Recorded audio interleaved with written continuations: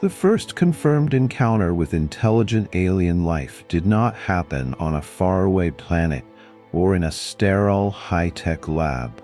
It happened in a fast food parking lot in Cleveland, Ohio. It began like this.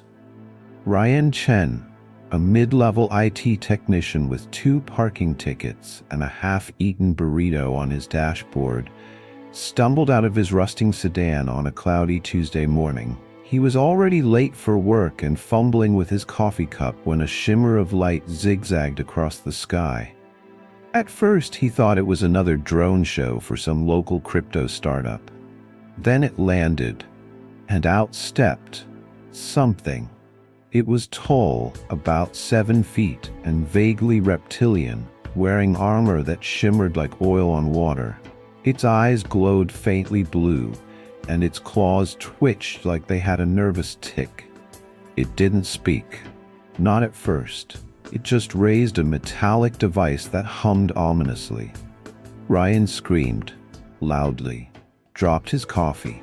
Then he did what any rational 21st century man might do. He threw his burrito. The burrito hit the alien square in its elongated, noble forehead. It dropped its device, sputtered, then collapsed. Dead. That's how first contact went.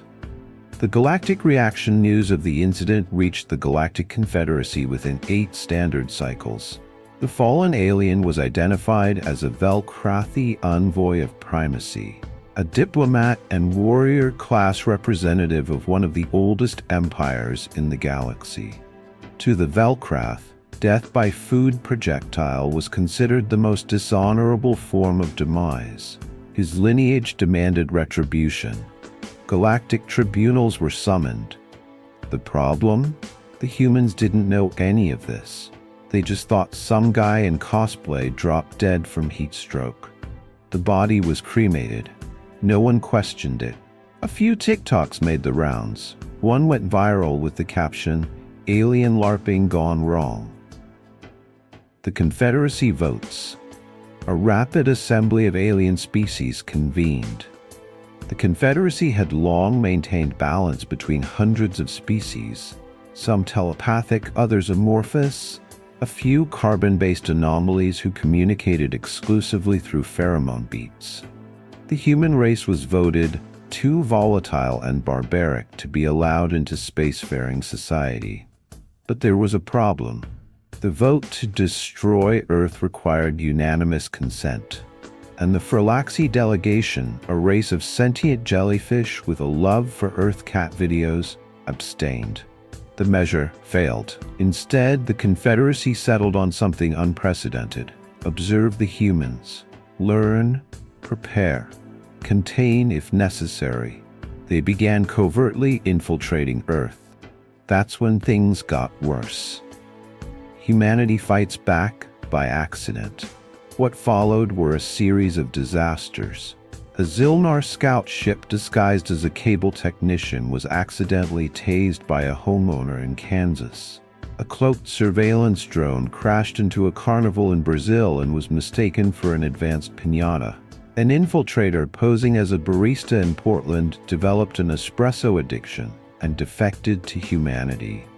Every attempt to study or subjugate humanity ended in confusion, pain, and cultural contamination.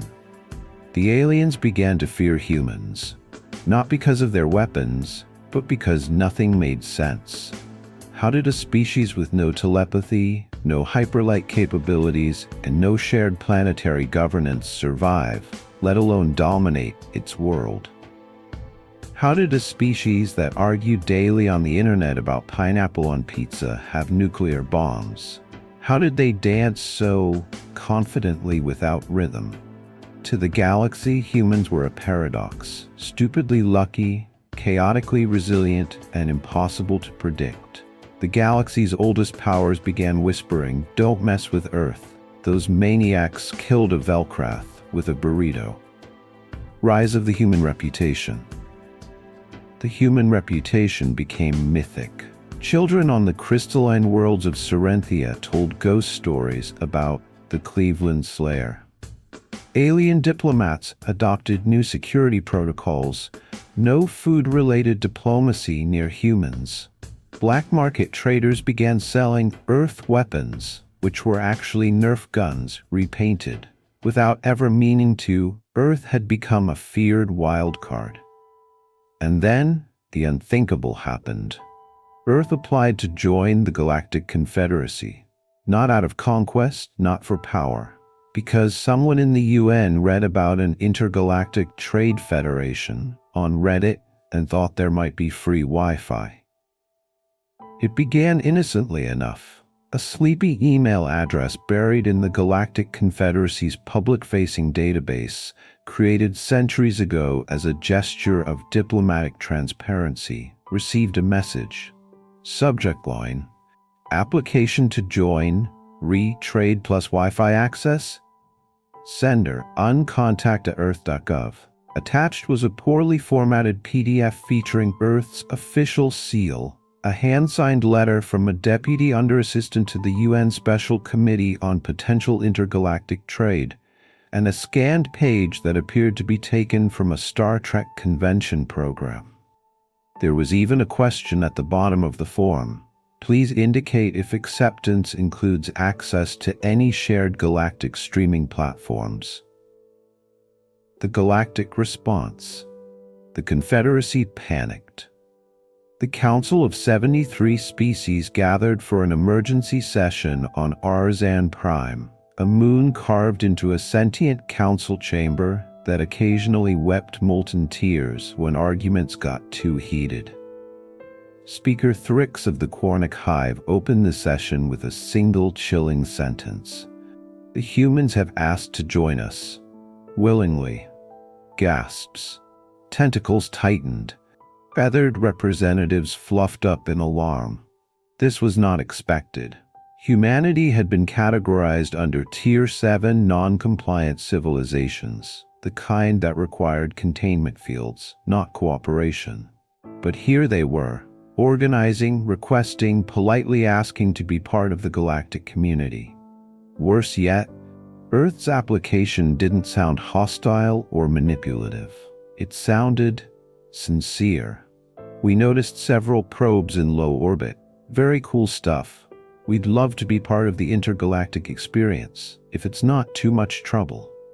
The emoji broke 3 translation AIs. One vaporized itself in protest, the evaluation mission. The Confederacy had no protocol for this, so they did what bureaucracies do best. Form a committee. The Office of Species Integration and Compliance assigned an evaluation team of 5 experts. The mission? Travel to Earth, assess the species' fitness for galactic integration, and file a recommendation. They chose their finest.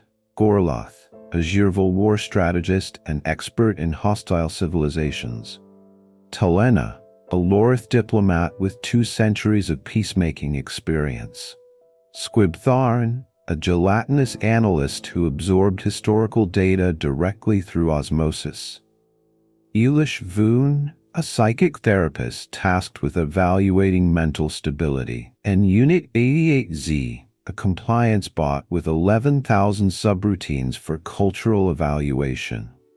They landed just outside New York City, disguised as a traveling experimental fusion jazz band. Within 3 days, 2 of them defected. Day 1. Cultural shock. Talena attended a comedy night in Brooklyn and was so emotionally overwhelmed by a set about student loan debt that she burst into empathetic tears and declared, "This species suffers and laughs at the same time. They are either transcendent or psychotically unstable." Squibtharn, meanwhile, absorbed 800 years of human history from the internet and had to be placed in stasis after attempting to scream through his non-existent mouth. They put cheese in their tea. They had 2 world wars in a single century. They made an AI and used it to generate cat pictures and porn. His neural matter collapsed from contradiction overload. Day 2. Psychological breakdown. Elish Voon began conducting psychic scans on average civilians. What she found defied logic. Every mind she entered was teeming with chaos, conspiracy theories, song lyrics, trauma, hope, rage, and memes. So many memes. She projected this report back to the Confederacy. Humans live in a constant state of existential dread while maintaining the emotional bandwidth to argue about fictional wizard politics. I cannot comprehend how they are not extinct. Unit 88Z attempted to run its 11,000 subroutines simultaneously and blue screen during a karaoke night at a suburban bowling alley. Only Gorlath remained operational. He was impressed. Gorlath's revelation. A decorated war strategist, Gorlath had participated in the subjugation of over 400 planets. He had studied warlike species, none of them compared to humanity. Humans waged wars on ideas, on themselves, on concepts like drugs and poverty and metric versus imperial. They invented rules so they could break them. Their military wasn't even the real threat. Their unpredictability was. He watched a human try to tame a wild raccoon using nothing but spaghetti and kindness. He observed them volunteering during disasters, yelling at elected leaders, and creating poetry about pain. In a memo marked urgent, they are not warriors in the traditional sense. They are chaos engines powered by caffeine and regret. Do not engage them as a threat. They will either conquer you or accidentally seduce you. Then vote. The delegation returned. Well, two did. Telena and Gorlath gave their reports. The others were on extended leave, a euphemism for psychological collapse and/or becoming a backup dancer on Broadway. The council convened. The final recommendation shocked everyone, except humanity, immediately. Why? Because they realized something crucial. Humanity was a force of nature. To reject them would risk war. To accept them, that would at least channel the madness. Besides, they reasoned, what harm could one planet do in a galaxy of trillions? Famous last words. Earth's response. When the acceptance came through, Earth celebrated in true fashion. The White House live-streamed the official handshake, accidentally filtering the alien ambassador to look like a Snapchat puppy. Twitter descended into debates about whether aliens were hot. A Canadian band released a chart-topping single titled "Welcome to the Freak Show, Interstellar Mix." Elon Musk tried to name himself Secretary General of Space. That same week, a member of the Velcrothi delegation challenged Ryan Chen, yes, Burrito Ryan, to an intergalactic duel to reclaim his family's honor. Ryan brought a frozen pizza. He won, by accident, again. It began with plumbing. More specifically, with a delegation from the water-dwelling Ulkrath Confederation visiting Earth's United Nations HQ and being horrified to find indoor plumbing everywhere. To the Ulkrath, open water sources were sacred, and water being used to flush bodily detritus was akin to hosting a diplomatic gala inside a church urinal. But before they could start a galaxy-wide incident, a human janitor named Dolores Espinoza, age 58, kindly explained how plumbing worked, introduced them to scented toilet cakes, and offered them chamomile tea. They cried. They wept briny, bioluminescent tears. Then they invited her to be their ambassador.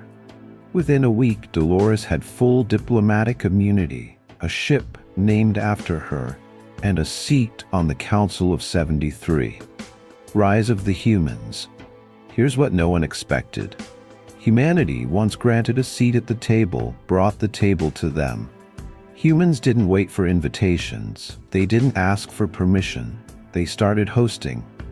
The Galactic Confederacy's long-standing capital, Zeltraxis Prime, a majestic crystalline moon orbiting a black hole, was undeniably beautiful, but also deadly, impossible to park on, and home to gravity fluctuations that turned most visitors into spaghetti.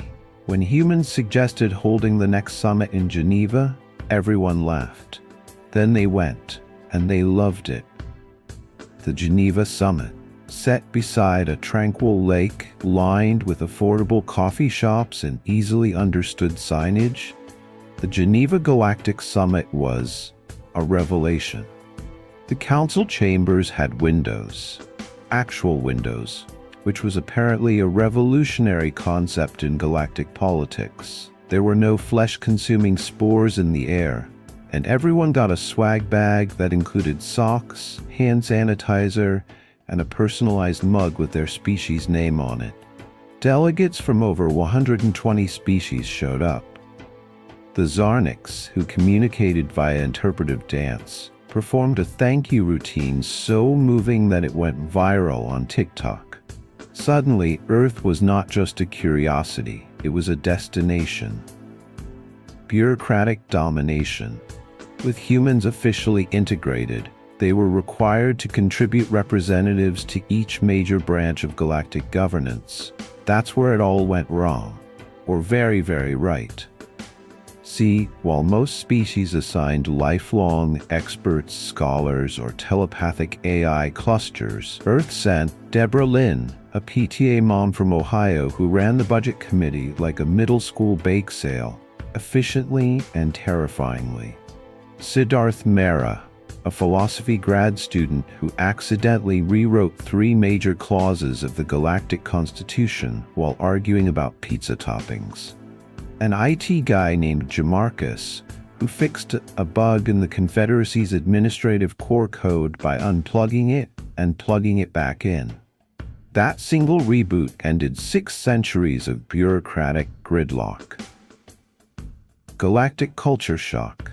Human food became exotic delicacies. Slushies made the fire-blooded Creole weep with joy. Chicken nuggets were declared a textural masterpiece by the taste-sensitive Uvox. Nutella was banned by the Centauri High Command for being too sensual. Human sports became interstellar pastimes. Football, soccer led to the formation of the Milky Way League, where one asteroid belt dwelling race played using actual meteorites. Curling was declared a meditative rite by the crustacean-like Baxti. The Florida Man Chronicles became a multi-season drama watched by over 12 billion sentient life forms. Even human holidays infiltrated the calendar. Galactic species now celebrated Halloween, dressed in costumes, many of which were just themselves, but glittery Black Friday, sparking an economic boom and one minor war. And National Nap Day, which was adopted unanimously across 87 systems. The new capital then came the infrastructure meeting. The Confederacy needed a new galactic capital, one that was neutral, stable, and centrally located. Options were proposed. Arcturus Station, the floating cities of Cerintha 7th, the Dyson Ring around Kepler 44b. Then Earth spoke up. We have an old Olympic stadium in London that's mostly unused. They laughed. They visited. They moved in. Within 3 years, Earth was declared the new galactic administrative capital. London's Olympic Stadium became the heart of intergalactic politics, lovingly renamed the Great Hall of slightly chaotic but mostly friendly intentions. The Queen's Guard learned how to bow to 11-legged dignitaries. Parliament got a translator slug, and the London Tube extended a new color-coded line, the Intergalactic Express, which occasionally teleports people to Brussels by mistake. Unexpected side effects. With the galaxy's eyes now fixed on Earth, tourism exploded. Alien honeymooners flooded Paris. Venice added extra gondolas for tentacled guests. Cultural exchange accelerated. Netflix added a Zarnik's dance documentary. Humans started eating blowfruit. Aliens tried pineapple pizza and started a war. The global economy surged. Earth now exported sarcasm, t-shirts, and scented candles as luxury goods. But most alarmingly, humans became influencers. galactic fashion began to mimic sweatpants. Formal meetings started with vibes checks. The phrase, "it is what it is," infected 3-star systems before they knew it wasn't a prophecy. And somewhere deep in a conference room orbiting Neptune, a Civil War strategist quietly said, "We never had a chance." It was supposed to be temporary. Earth wasn't meant to run the galaxy. We were the charming underdogs, the plucky weirdos with memes, jazz, and Taco Bell. But then we became the hosts, the mediators, the tastemakers, the referees of multi-dimensional trade disputes, and the curators of a galactic art exhibition where the top prize was accidentally awarded to a toddler's finger painting of a dog. The galaxy didn't just like Earth. It started to need Earth. That's when the panic set in.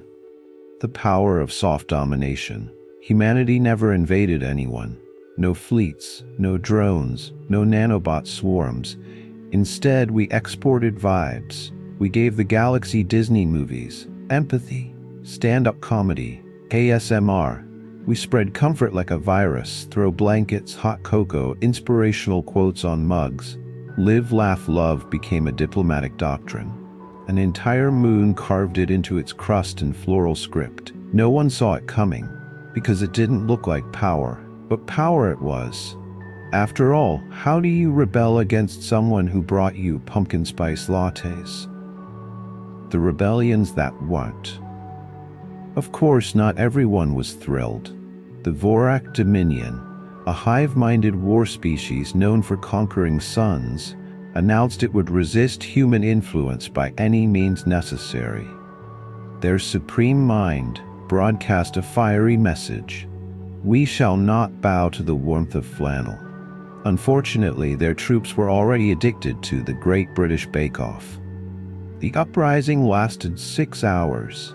It ended with a group hug and a banana bread exchange. Then there were the Threxili technocrats, a silicon-based civilization offended by the chaotic emotional illogic of humans. They demanded Earth be removed from the Confederacy. They sent a probe to deliver the motion. It got stuck in traffic on the M25. By the time it arrived, the Threxili had binge-watched Schitt's Creek, developed emotional nuance, and disbanded their authoritarian logic council. They now teach improv. Earth's greatest weapon, customer service. The final nail in the coffin came during the galactic crisis of 2403. A black hole migration threatened 6 inhabited systems. Panic rippled through the Confederacy. Experts from across the stars clashed over response protocols. Earth offered to handle communications. Within 48 hours, everyone received polite, automated emails. A coordinated evacuation plan was drafted in spreadsheet format. The black hole was subtly nudged by repurposing decommissioned oil tankers from Earth and a lot of duct tape. And the refugees were relocated with free fleece jackets and welcome kits. Earth didn't just save lives. Earth got a 96% positive satisfaction rating.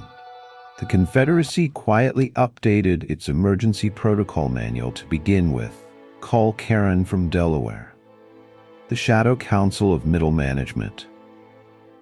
It turns out galactic domination doesn't require emperors or generals. It requires middle managers. Carl, a retired DMV supervisor from Portland, ran the logistics committee like a cruise ship itinerary. Fatima, a school nurse from Nairobi, became head of interspecies health relations and introduced sticker rewards for vaccination compliance.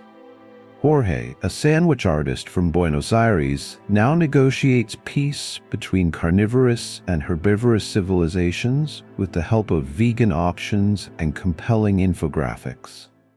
No one feared them. That was the point. They were boring. And boring is stable. Boring is safe.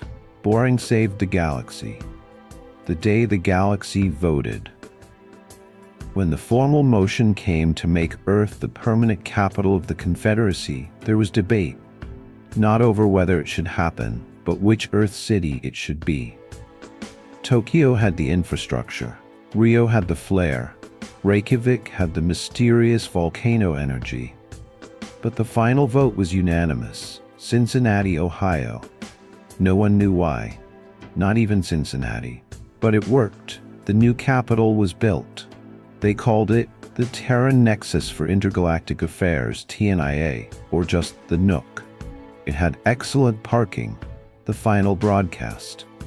10 years after Earth took its first seat at the Galactic Council, the new president of Earth, an ex-bartender named Gina Martinez, addressed the galaxy.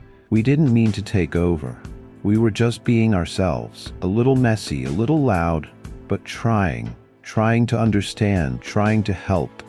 And if that makes us the stewards of this mad, glowing, infinitely weird galaxy, then we accept. But only on one condition. She leaned in, smiled like a waitress about to comp your coffee. We still get weekends. The council erupted in applause. And in that moment, it was clear. Humanity hadn't conquered the galaxy. We'd made it feel like home. The end.